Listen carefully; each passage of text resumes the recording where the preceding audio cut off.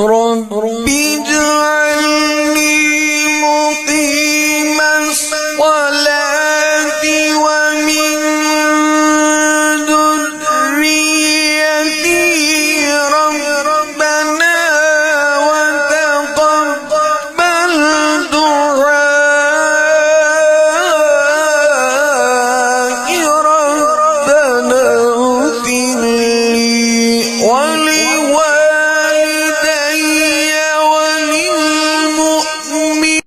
وللمؤمنين يوم يقوم الحساب.